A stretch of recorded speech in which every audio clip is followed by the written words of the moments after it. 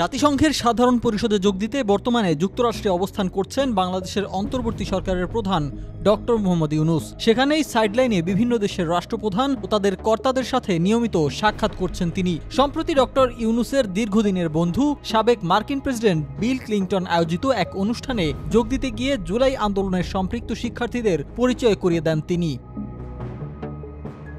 সেখানে তিনি মঞ্চে তার বিশেষ সহকারী মাহফুজ আলমকে আন্দোলনের মাস্টার মাইন্ড হিসেবে পরিচয় করিয়ে দেন। এ সময় তার সাথে আরও ছিলেন ব্র্যাক ইউনিভার্সিটির শিক্ষার্থী আয়েশা সিদ্দিকা তিথি। তবে এ সময় ডক্টর ইউনূসের বাম পাশে দাঁড়িয়ে থাকা এক ব্যক্তিকে নিয়ে উঠেছে নানা প্রশ্ন। কে এই ব্যক্তি, কেনই বা মঞ্চে এসেছেন তিনি?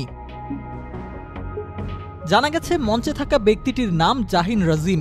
গবেষণা প্রতিষ্ঠান হাইড্রোকো প্লাসের প্রতিষ্ঠাতা তিনি। ডক্টর ইউনূসের সফর সঙ্গীদের তালিকায় মাহফুজ ও আয়েশাদের নাম থাকলেও ছিল না জাহিনের নাম। এমনকি তিনি বৈষম্য বিরোধী ছাত্র আন্দোলনের সমন্বয়কদেরও কেউ নন।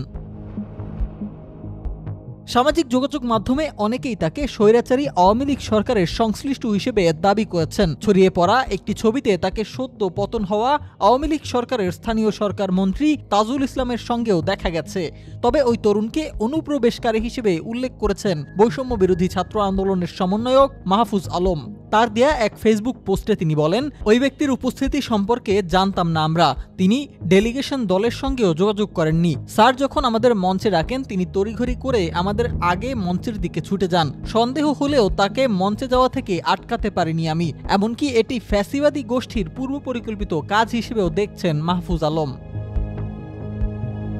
তবে জাহিনকে অনুপ্রবেশকারী বলা হলেও তিনি গণমাধ্যমকে জানান, আমি অনুষ্ঠানে আমন্ত্রণ পেয়েছিলাম সিজিআই ফেলো হিসেবে। ডক্টর ইউনূস ছাত্র আন্দোলনের নেতৃবৃন্দকে যখন ডাকলেন তখন আমি দর্শক সারিতে ছিলাম। তবে পাশের দুই বিদেশি ভদ্রলোক আমাকে বললেন, তুমি বাংলাদেশি তরুণ, তুমিও যাও। তাই আমি কিছু না ভেবেই স্টেজে উঠে গিয়েছিলাম।